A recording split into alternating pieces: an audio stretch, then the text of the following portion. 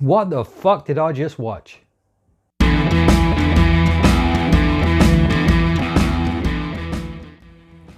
Hello, my YouTube friend. I hope you're doing well. My name is Adam. Today I'm going to be discussing the movie The Fanatic. It's a pleasure to meet you, Mr. Dunbar. Is Hunter Dunbar here tonight? That's enough. I need to get an autograph. Don't let him do this to me. I'm a fan. I'm a #1 fan. The Fanatic stars John Travolta and Devon Sawa, who you may remember from the films Idle Hands and Final Destination. The film was directed by none other than Fred Durst of Limp Bizkit. Where to really start with this film? I guess the film's premise. Travolta plays Moose, a rabid movie fan obsessed with his movie idol Hunter Dunbar. It becomes apparent early on that Moose has some mental instabilities.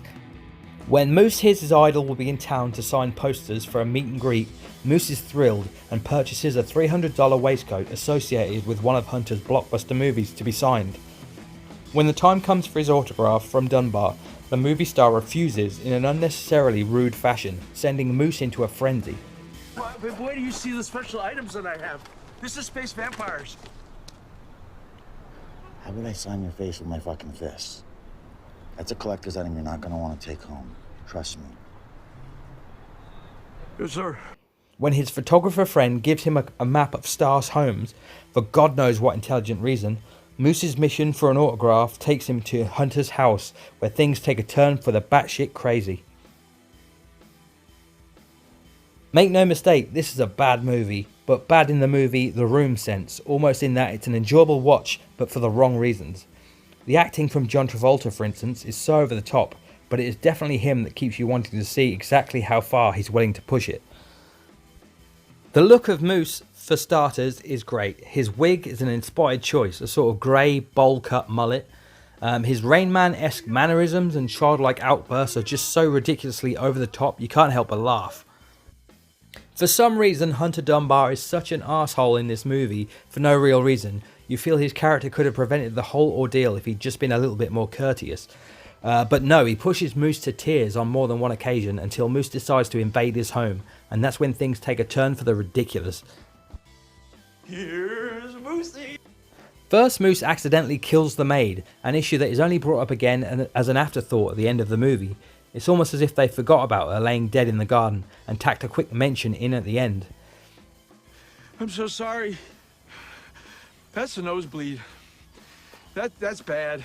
That's bad. He then breaks into Hunter's house and starts doing weird shit like brushing his teeth with his toothbrush and taking selfies with a medically induced sleeping Dunbar, giving him a little kiss on the forehead, and for some reason rubbing his fingers on his ear and then smelling his fingers.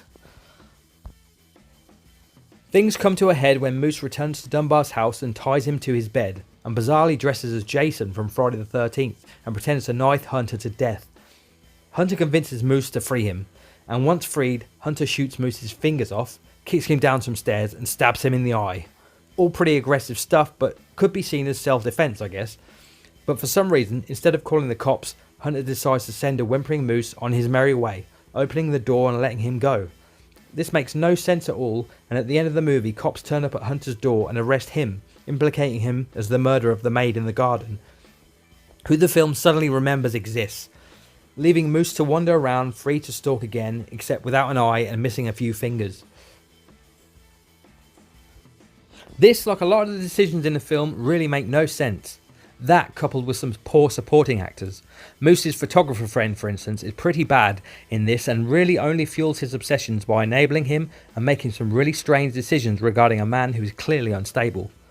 John Travolta's performance has to be seen to be believed. He's incredibly over the top to the point of hilarity.